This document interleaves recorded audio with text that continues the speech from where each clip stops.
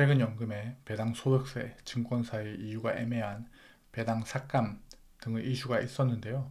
이러다 보니 구독자분들이 연금에 투자해도 되냐는 동요가 있었고 질문도 많았습니다. 올해부터는 연금 투자 전략의 변화가 필요합니다. 지금까지 있었던 이슈의 핵심만 추려서 알려드리고 경과 그리고 우리의 대응 방안을 이야기한 다음 제가 투자하고 있는 ETF도 정리해서 알려드리겠습니다. 바로 시작합니다.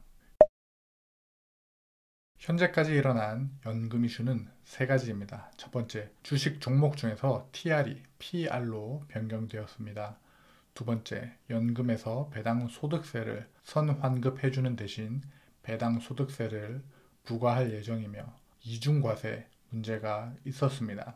세 번째, 한 증권사의 배당 삭감이 있었습니다. 이렇게 문제도 있었지만 투자자분들이 조금은 좋아할 만한 이슈도 있었습니다. 첫 번째, TR이 PR로 변경되면서 운용비용 전쟁이 일어났습니다. 두 번째, 연금에서 배당 소득세를 선환급하던 걸 다시 부활시키진 않지만 이걸 포인트로 쌓아놨다가 연금 만기 때 세액에서 빼준다는 이야기가 나오고 있습니다. 세 번째, 이해할 수 없는 배당 삭감 문제는 큰 이슈로 부각된 그 자체가 긍정적 측면입니다. 우리는 어떻게 행동해야 할까요? 첫 번째, 현재까지의 발표로 보면 TR이 PR로 변경되면서 수수료 전쟁이 있었고 여기에서 라이즈가 가장 적은 운용 비용을 보여줬습니다. 지금 투자한다면 가장 적은 수수료를 내는 라이즈를 투자하면 수익률을 단 얼마라도 올릴 수 있겠죠. 이미 기존에 투자하고 있으신 분들은 기존 것을 투자하세요. 기존 것을 팔고 새로운 종목을 사면 수수료로 오히려 손실이 날 수 있습니다. 이제 연금 투자에서 배당금을 최대한 적게 가져가는 투자를 하셔야 복리 극대화가 가능합니다. 연금 만기 때 포인트로 준다고 해도 포인트는 우리가 투자했던 기간만큼 복리로 늘어나진 않습니다. 그래서 제가 이전 영상에서 말했던 타미당, 솔미당, 코미당 등의 미국 배당 다우존스와 같이 해외 배당 ETF들은 종목 교체가 필요해 보입니다. 포인트를 준다고 해도 그냥 S&P 500이나 나스닥 100을 추종하는 종목의 복리 효과가 더 낮습니다. 이 차트는 타이거 미국 S&P 500과 타이거 미국 배당 다우존스의 1년 수익률입니다. 배당금 재투자를 가정한 TR 수익률이고요. 파란색인 타이거 미국 배당 다우존스는 배당 재투자 때 배당 소득세를 내지 않고도 빨간색 미국 S&P 500에 뒤처지는 수익률이었는데 배당 소득세를 낸다면 더 매력이 없어지는 셈이죠. 이미 매도하신 분들도 많습니다. 아마 분노의 매도가 아니었을까 생각합니다. 한마디로 연금 계좌에서 해외 주식 배당 받는 ETF를 배당을 최대한 덜 받는 ETF로 바꾸셔야 합니다. 퇴직연금과 개인연금 계좌를 하나씩 볼까요? ISA의 혜택은 비과세, 분리과세, 손익통산이었는데 여기에서도 배당 소득세가 원천 징수돼서 들어옵니다. 비과세 한도 일반형 200만원, 서민형 400만원의 내부의 복리 효과를 덜 누리게 됩니다. 연금저축계좌의 혜택은 세액공제, 과세이연, 저율과세였습니다. 배당 소득세를 내므로써 배당 ETF의 과세이연 효과가 크게 줄었고 세액공제와 자율과세만 남았습니다. 포인트를 준다고 해도 복리 효과가 떨어진다고 말씀드렸죠.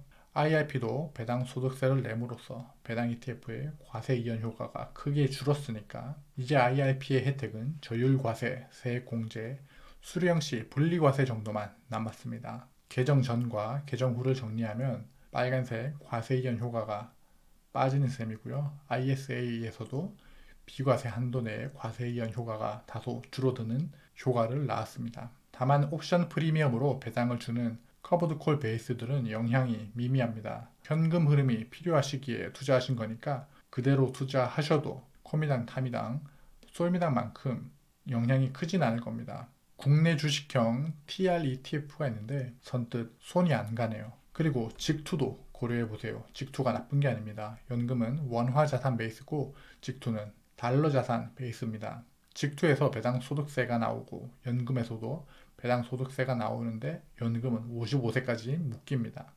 그러나 직투는 증여를 통하면 양도소득세, 절세 효과를 누릴 수 있습니다. 다만 유의할 점은 올해부터는 양도한 후 1년 이후에 팔아야 된다는 점입니다. 세 번째, 한 증권사에 신뢰 문제가 있었죠. 현대의 금융시장의 기본은 신뢰입니다. 우리가 사용하는 화폐도 신뢰고 주식과 채권 시장도 신뢰고 신용카드도 신뢰로 이루어져 있습니다. 신뢰가 깨졌으니 회복하는데 좀 오래 걸릴 것 같습니다.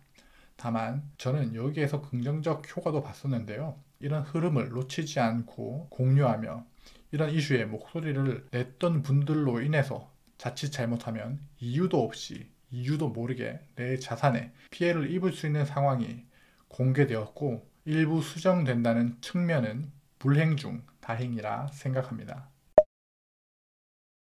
연금 투자 종목을 공개하려고 하는데요. 사실 저는 직투로만 SCHD에 투자하고 있었기 때문에 이번 연금 이슈에서 비교적 영향을 덜 받을 수 있었습니다. 이 표는 저와 제 아내가 투자하고 있는 연금 계좌의 투자 구성입니다. IRP에 월 25만원, 부부 합쳐 50만원 투자하고요.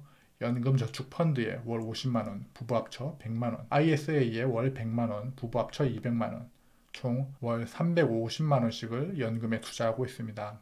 IRP와 연금저축펀드는 세제 혜택을 최대로 받을 수 있는 900만원 한도까지 넣고 있고요. ISA는 월 100만원, 연간 120만원으로 2천만원 정도까지 최대 납입을 하고 있지는 않습니다. 종목으로 들어가면 대부분 미국 S&P 500, 미국 나스닥 100, 일부 골드에 투자하고 있고요. IRP에선 안전자산 30% 룰 때문에 투자한 종목 두 가지가 있습니다. IRP에서는 TDF 2050 액티브와 솔 미국 배당 미국채 혼합 50이 있었는데요. 여기에서도 변동사항이 있을 예정입니다. 안전자산 30% 룰을 폐지한다는 소식이죠. 이 룰이 폐지된다면 IRP에서 억지로 주식 비중을 늘렸던 TDF 2050을 지수 추종인 S&P 500이나 나스닥으로 바꾸고 솔 미국 배당 미국채 혼합도 연금 배당 소득세에서 자유롭지 않으니 S&P 500이나 나스닥으로 바꿀 예정입니다. 다만 종목 변경이나 포트폴리오의 변경은 은퇴 시기, 현금 흐름, 위험 감수 성향에 따라 결정하셔야 합니다. 정리하면 제 포트폴리오에서 연금은 해외 지수 추종 ETF로 변환합니다. 안전자산 30% 룰이 폐지되면 그것도 해외 지수 추종으로 바꿀 거고요. 배당은 직투로 받습니다. 이렇게 하면 최대한 과세이연 효과가 줄어든 부분은 우회하면서 연금의 좋은 면을 얻을 수 있을 거라 생각합니다. 이번 연금 변화에서 여러분이 대응하는 방법은 무엇인가요? 댓글로 공유해 주세요. 여러분의 인생 우상향을 진심으로 응원합니다. 감사합니다.